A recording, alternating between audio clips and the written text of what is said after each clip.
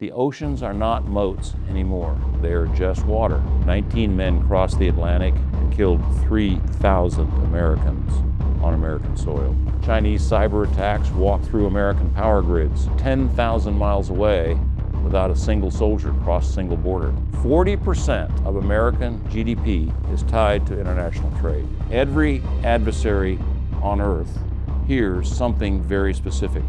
They hear that we are a kid who is about to walk away. Peace through strength was not a slogan, it was a strategy. Picture this, you're a farmer in 1796. The Atlantic Ocean stands between you and Europe. The Pacific stands between you and Asia. 3,000 miles of open water on each side. No army in the world can cross that. No enemy can reach you. You're safe, you're free. George Washington understood that feeling. It's why he told the nation in his farewell address to steer clear of permanent alliances with any portion of the foreign world. And for 150 years, we did exactly that, and it worked. Now fast forward to today. President Trump tells European allies to go get their own oil. They themselves pull back. America first, and I want to be honest with you, I feel that instinct too. So do most Americans, and the people who feel it are not wrong to feel it. But here's what keeps me up at night. The oceans that protected Washington's America no longer protect our America. If we act on that instinct of isolationism today, without understanding why it no longer works, we'll pay a price that makes Afghanistan look cheap, that makes 9/11 look like a cakewalk. Today, I'm going to show you why the isolationist instinct is one of the most American things there is, and why acting on it right now would be one of the most dangerous mistakes we could make. Welcome, patriots, to Common Sense for America. I'm Bruce Rutherford, your host and commentator, coming to you from the beautiful Westwood Golf Club. This is the first of a four-part series on the most important foreign policy question of our time. What is America's role in the world? And what happens if we get that answer wrong? If you're watching on YouTube, please like this video and subscribe. If you're listening to one of our podcasts, please subscribe to that and rate us, give us your reactions. Now let's get into it.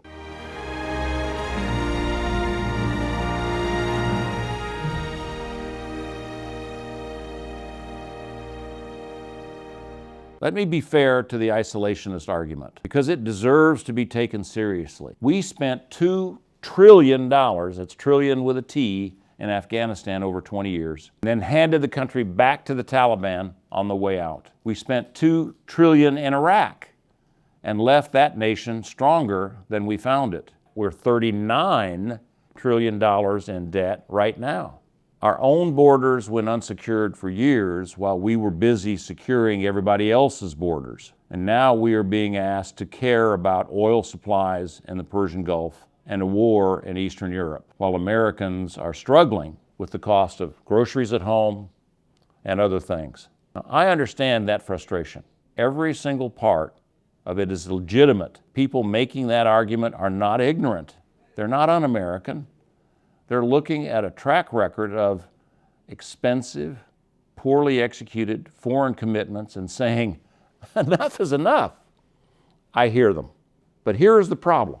Case for pulling back is based on a world that no longer exists, and I'm going to show you exactly what changed. James Madison, the father of our Constitution, gave us a warning that almost nobody quotes anymore. He said, "The means of defense against foreign danger historically have become the instruments of tyranny at home." Now think about what Madison was saying. He was not arguing against a strong defense. He was arguing that how we engage with the world matters. It matters as much as whether we engage at all.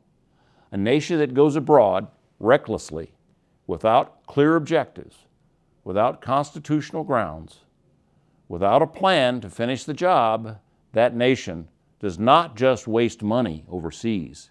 It builds habits of power that eventually turn inward. That is the real lesson of Iraq and Afghanistan. Not that we should have stayed home, but that we went in wrong. We stayed wrong and left wrong. Madison warned us. We did not listen. Henry Kissinger gave us the other half of the equation. He said, America has no permanent friends or enemies, only interests.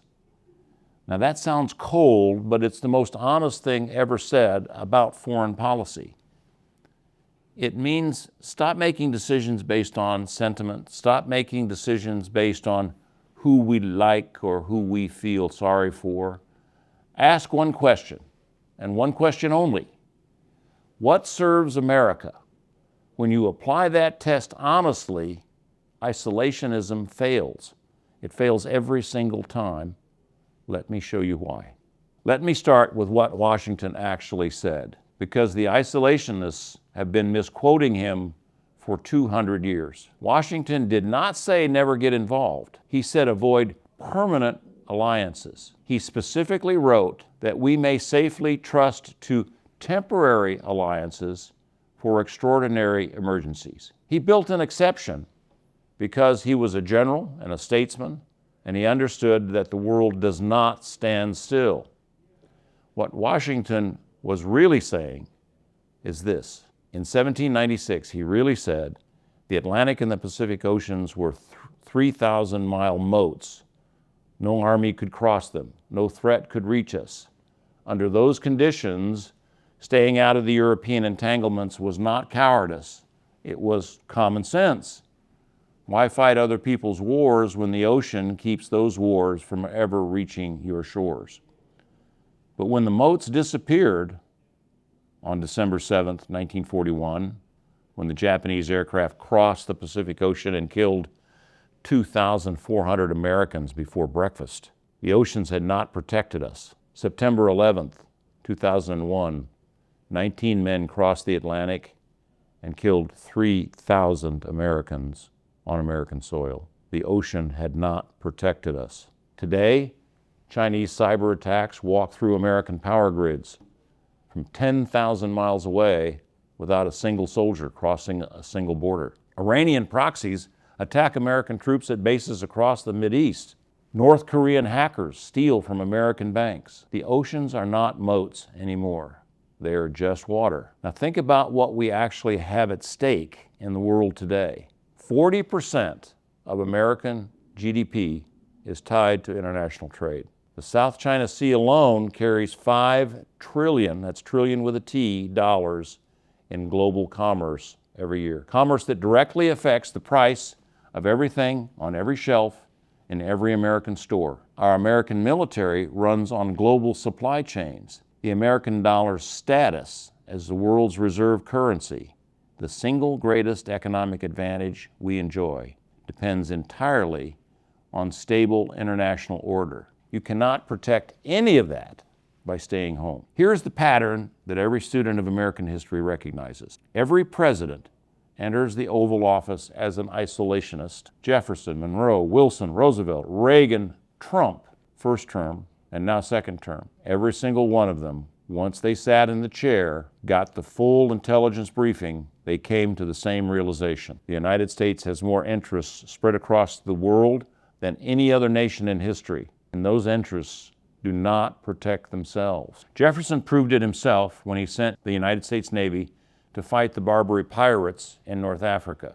He did that not because they threatened our shores, but because they threatened our shipping, our commerce, our interests. He understood that protecting American interests sometimes requires American presence far from American soil. The principle was the same then as it is now.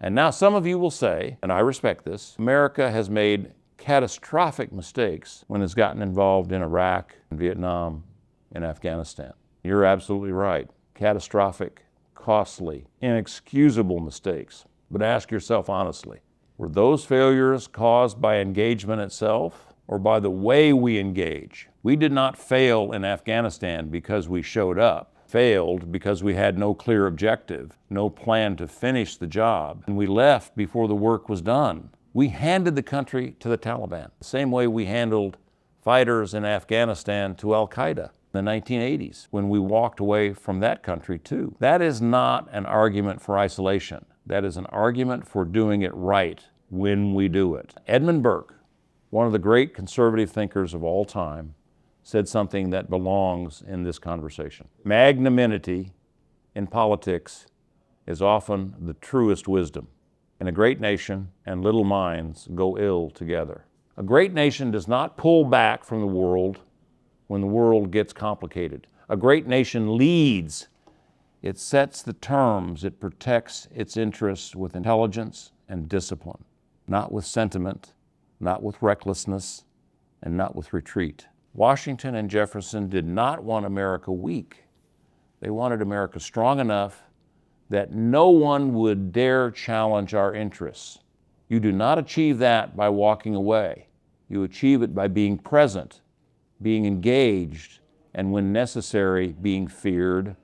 Walking away invites challenge and aggression. Walking away invites future attacks. Reagan understood this. Peace through strength was not a slogan, it was a strategy. The bully does not pick on the strongest kid. He picks on the weakest kid who looks like he will walk away. When we tell our allies to go get their own oil, to get it themselves, every adversary on earth hears something very specific.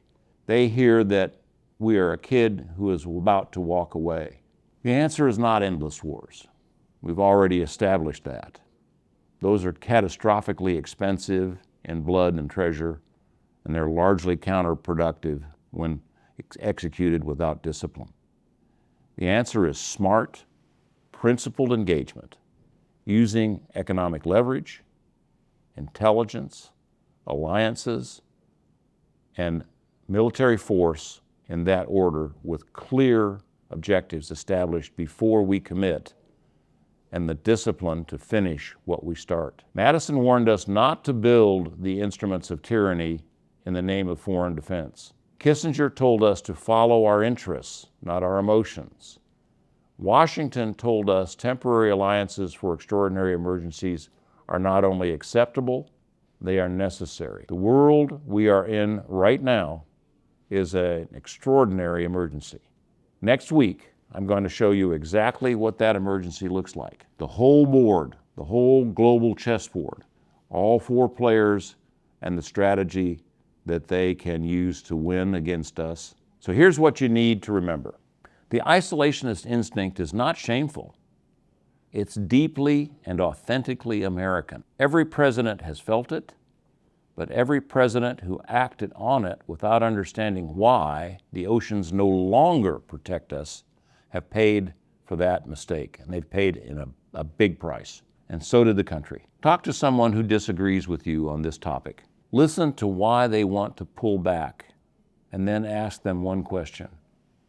What does the world look like? That conversation is worth having. Tell me in the comments, you buy my argument or are the isolationists right? I want to hear from you. Until next time, I am Bruce Rutherford, your host and commentator, and I pray God bless you and yours, and God bless America.